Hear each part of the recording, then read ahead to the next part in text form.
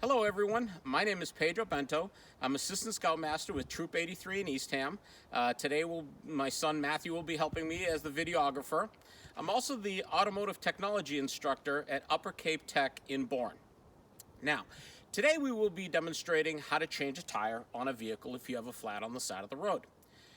Number one thing, most important, make sure you get to a safe location.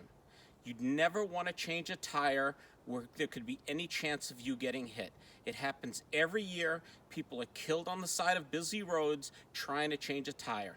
That piece of rubber is not worth your life or worth getting hurt over. If you can't do it where it happens, put your four-way flashes on, your emergency flashes, and drive slowly on the side of the road to where you can change the tire safely. Another very important safety precaution, never get underneath a vehicle when it's up on a jack such as this. Never get under a vehicle unless it's properly supported by a jack stand or a proper securing device. Please, safety first. Other very important thing, you want to make sure that your vehicle actually has a spare tire. A lot of new vehicles that are being produced today don't even have a spare tire. Some have just a little pump that you plug in, that you attach to the tire to pump it up. Some have nothing at all.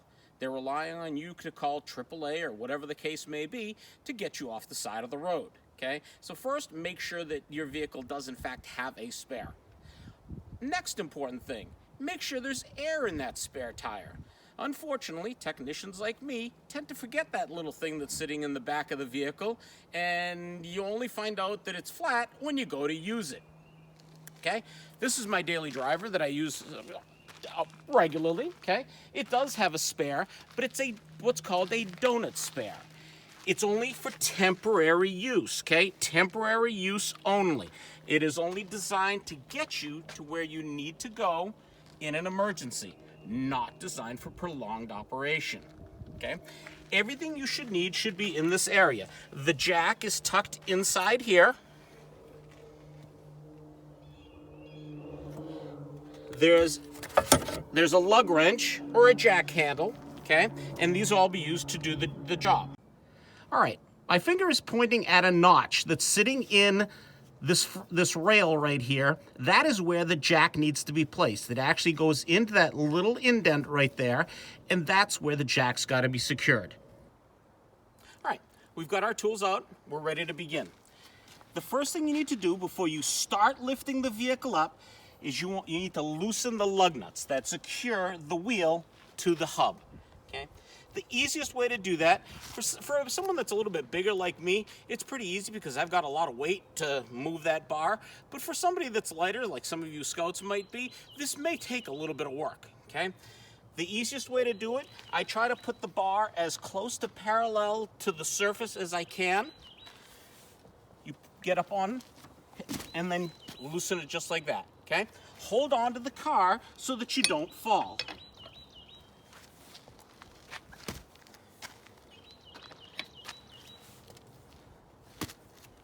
You only crack them loose a little bit. Do not take them all the way off because the weight of the vehicle is still on that wheel.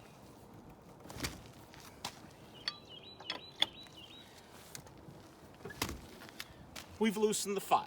Now we're going to proceed to jack up the vehicle.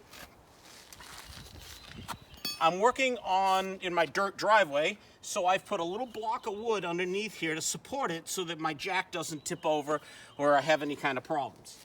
But in a normal situation, I'd use one of my nice jacks, but I'm going to show you using an actual jack that would come in the car. Okay? And all you do, lefty-loosey, righty-tighty. So as you jack it up, and it is going to be a little bit tough, as you twist it, the wheel will come off the ground. Again, remember folks, never put any part of your body underneath the vehicle that is not properly supported by a jack stand. You only want to raise it enough so that it's just high enough off the ground to get the wheel out.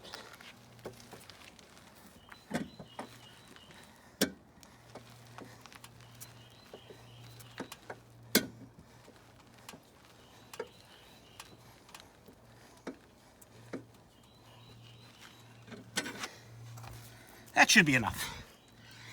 Now, to save time, I did bring my electric impact gun out to save us time getting these off.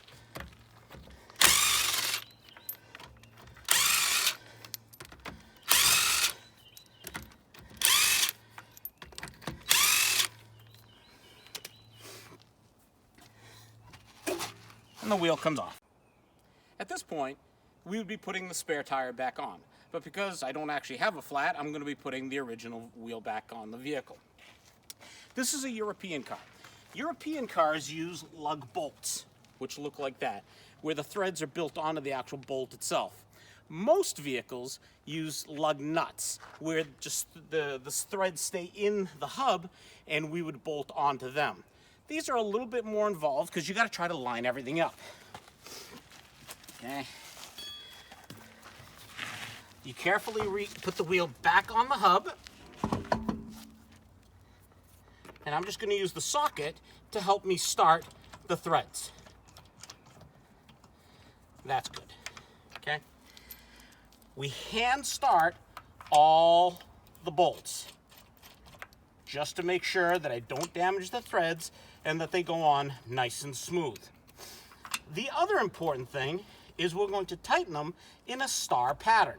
The reason for that is we don't want to tighten one side completely, have the other side out. It could damage the wheel, it could damage the hub or rotor. We want to torque them in a star pattern. Now, what does that mean? We're going to start down here, and I'm just going to snug it on. I'm not going to tighten it completely. Number 1, number 2, number 3, number 4, number 5. So a star pattern. Number 1, number 2, number 3, number 4, number 5. Okay? Those are tight enough now because I just snugged them down. They're just tight enough to bring the wheel back down and put it on the ground.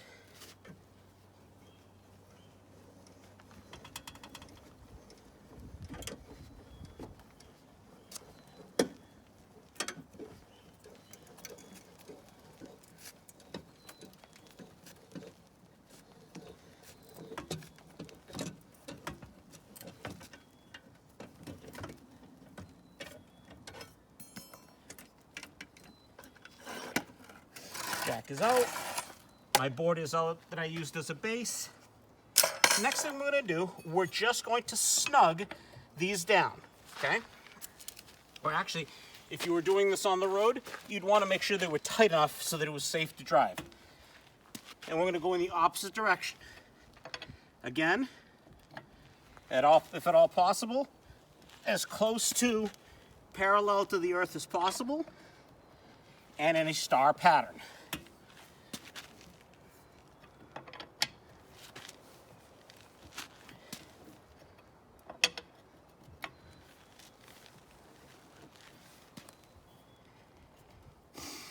Now, in most cases, that'll be enough to get you safely to where you need to go.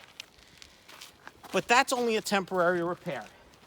You want to make sure that everything is properly tightened. Now, most of you aren't going to have a torque wrench at home, but what this thing does is this is a calibrated piece of equipment that measures how tight a bolt is. On this particular vehicle, the specification is 80 foot-pounds.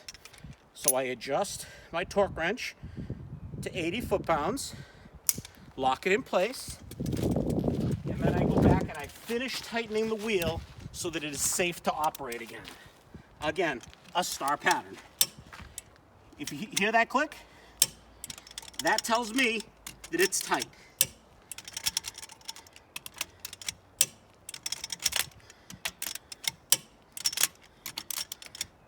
Okay. Now I go around in a nice circle because I know it's fully tight, just to make sure to double check everything. Now, if the situation was that we were doing this on the side of the road, put all our tools away and get to where we safely can have the tire that we took off repaired. Remember, most vehicles, if they have a spare tire, are only a temporary spare like this car. It's for temporary use only. Thank you very much for your time. Hope you enjoyed that.